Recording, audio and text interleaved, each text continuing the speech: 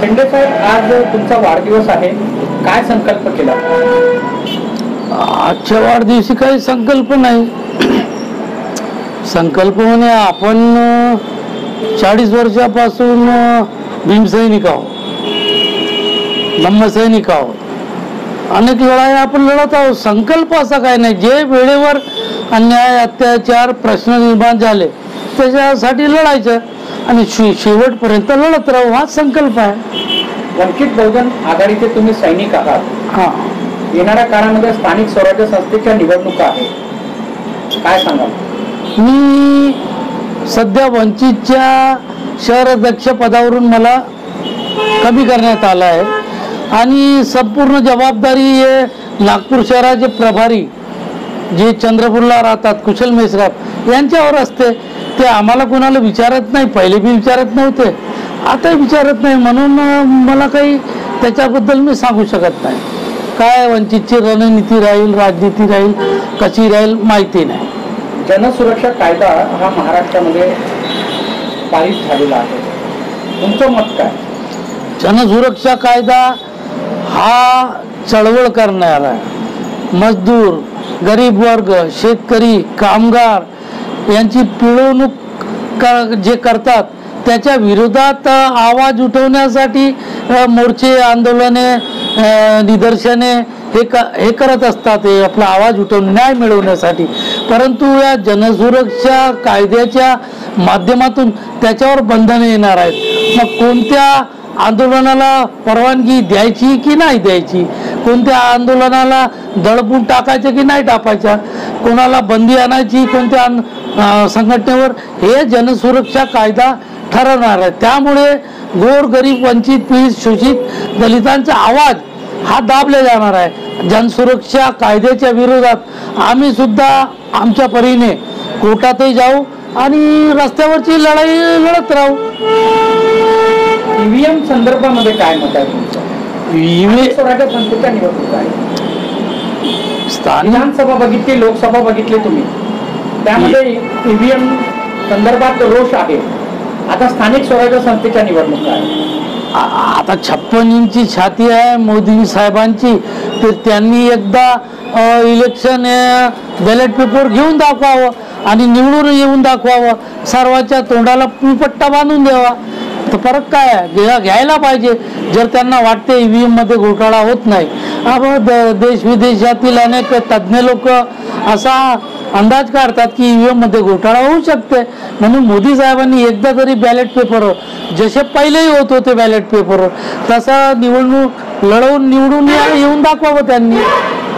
EVM ही काँग्रेसच्या कार्यकाळातीलच आहे. हा, ईव्हीएम ही काँग्रेसच्या काळात आलेली प्रणाली आहे. त्याच्यात आज जितका दोषी आपण याला मानतो बीजेपीला, तेवढा दोषी काँग्रेसला सुद्धा मानलं पाहिजे. ईव्हीएमच्या विरोधामध्ये आता काँग्रेस रस्त्यावर उतरणार आहे. ईव्हीएमच्या विरोधामध्ये बाळासाहेब आंबेडकर, वंचित बहुजन आघाडी अनेक दिवसापासून अनेक लोक, शिवाजी पार्कच्या भाषणमध्ये प्रकाश आंबेडकर साहेबांनी सर्वांना, तिथे तर सर्व देशातील नेता बसले होते, राहुल गांधी पासून तर फारुख अब्दुल्ला पासून तर अनेक देशातील सन्माननीय नेता उद्धव ठाकरे पासून सर्व काँग्रेसचे खाडगे वगैरे सब बसले होते. परंतु त्यावेळेस त्यांनी का आवाज उचलला नाही, मग वंचितच लढत राहिली. वंचित बहुजन आघाडी विधानसभेमध्ये वंचित बहुजन आघाडीनी कुणाशी म्हणजे गठबंधन केलं नाही मनमोकळेपणाने आणि लोकसभेतही नाही केलं. त्यामुळे वंचित बहुजन आघाडीचे उमेदवार निवडून आलेच नाही. पर्सेंटेज वाटलं पण निवडून आलेच नाही. महानगरपालिकेच्या निवडणुका आहेत, काय विनंती करणार प्रकाश आंबेडकर साहेब? मी तुम्हाला अगोदरच सांगितलं, मी या निवडणुकीच्या प्रक्रियेत मला ते सामावून घेत नाही आणि मला कोणतीच माहिती नसते आणि कोण ते उमेदवार ठरवतात हे फक्त कुशल मेश्राम इथे जो प्रभारी नेमला आहे तो ठरवतो. आम्हाला त्या प्रक्रियेत सहभागी होता येत नाही, म्हणून मी काही सांगू शकत नाही.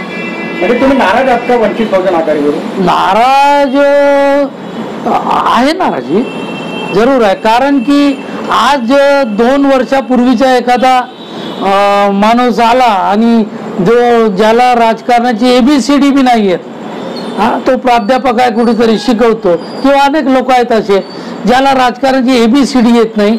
आणि ते आम्ही 40 वर्षापासून जिंदाबाद मरतो. तुम्हाला माहिती आहे मी 1982 पासून नामांतराच्या आंदोलनामध्ये उडी जेव्हा घेतली तेव्हापासून 82 पासून आज 2025 पर्यंत मी प्रत्येक, मग ते नामांतर असो, मंडल आयोग असो, की महाबोधी महाविहार असो किंवा खैरलांजी असो, मी सुप्रीम कोर्टपर्यंत इकडे तिकडे महाबोधी महाविहारसाठी पटनामध्ये जेल भरो, दिल्लीमध्ये लाखोचा मोर्चा, भोपाळमध्ये आंदोलन, सर्व मी केलेलं आहे. म्हणून हे 2 दिवसापूर्वी जे वंचितमध्ये आले ते आपली स्ट्रॅटेजी आम्हाला सांगून हे करा ते करा, किंवा मुख्य प्रवाहामध्ये मुख्य धारेमध्ये आम्हाला येऊ न देता त्यांची ऐकणार कोण इथे, म्हणून नाराज आहो. तुमचे जे मुख्य नेते आहेत ते सुद्धा तुम्हाला म्हणजे डावलण्याचा प्रयत्न करतात असं वाटत नाही तुम्हाला? मुख्य नेते म्हणजे कोण? मुख्य नेते म्हणजे कोणाची बात करता आपण? मी बोलण्यापेक्षा तुम्हीच सांगा. मुख्य नेते जे प्रभारी दिले आहेत, अनेक लोकांनी तक्रारी केल्या आहेत त्याच्या, की हा प्रभारी आम्हाला मुख्य प्रक्रियेत घेत नाही, हे नाही ते नाही, हे पुढं शेवटपर्यंत गेलं आहे. व्हिडिओ क्लिप झाले, त्यांनी काय काय घोटाळे केले विधानसभेत, परंतु अजून त्यांच्यावर कोणती कारवाई होत नाही. म्हणून तसं समजायला जागा आहे भरपूर आपल्याला. प्रकाश आंबेडकर साहेब सुद्धा तुमच्यासारख्या नेत्यांना डावलण्याचा प्रयत्न करतात असं वाटत नाही? मी तुम्हाला सांगतो की मी नेताच्या बनण्याच्या शर्यतीत कधीच नव्हतो. मी आजपर्यंत नगरसेवक बनलो नाही, फक्त लढलो संघटनेसाठी, पक्षासाठी. आणि आज मला एक वाटते, प्रकाश आंबेडकर साहेबांसारखा दुसरा नेता या महाराष्ट्र आणि देशात नाही जो वंचित पीडित शोषितसाठी खऱ्या अर्थाने लढतो. परंतु संघटनेमधील काही लोक, संघटनेमधील त्याचे जे अंमलदार लोक आहेत त्यांना काही अंमल करता येत नाही, बरोबर पक्ष चालवता येत नाही त्यांना. ते अनेक लोकांना असे कामं करतात फक्त काही गोष्टीसाठी की ते पटणारं नसतं. माझा एक शेवटचा प्रश्न आहे, पक्षाला वाढवायचं आहे आणि उमेदवार निवडून आणायचे आहे, काय विनंती करणार वरिष्ठ नेत्यांना? नीती बनवते वरिष्ठ लोक, तर तेच नीती बनवतील. सध्या तर मी नागपूर महानगरपालिकेच्या या निवडणुकीसंदर्भात मला कोणतीही जिम्मेदारी देण्यात आलेली नाही आणि अध्यक्षपदावरून सध्या मी कमी झालेलो आहो. कारण की मला आता ते पूर्व विदर्भाचे संयोजक सदस्य म्हणून नेमणूक करण्यात आली, परंतु ह्या पदावर मी 5 वर्षापासून होतो. 5 वर्षानंतर आता मला हे नेमणूक पत्र देऊन का फायदा आहे, त्याला काय म्हणावं आपण, समजत नाही. म्हणजे नाराज तर मी त्यांच्या ते प्रणाली आहे त्यांची, जे त्यांची रणनीती आहे आणि त्यांचे जे अंमलदार आहेत, जे अंमल करतात, ज्यांना हे अधिकार दिले आहेत ह्या निवडणुकीचे सर्व, ते आम्हाला घेऊन चालत नाही. आमच्यासारख्या किंवा माझ्यासारख्या अनेक लोक जे रस्त्यावरचे नेते आहेत, ज्यांना 40-40 वर्ष, आजही आपण कार्यकर्ताच आहोत, आपण नेत्याच्या लढाईत कधीच नसतो, तरी आम्हाला ते डावलण्याचा प्रयत्न करतात. मग नाराजी तर असेलच ना.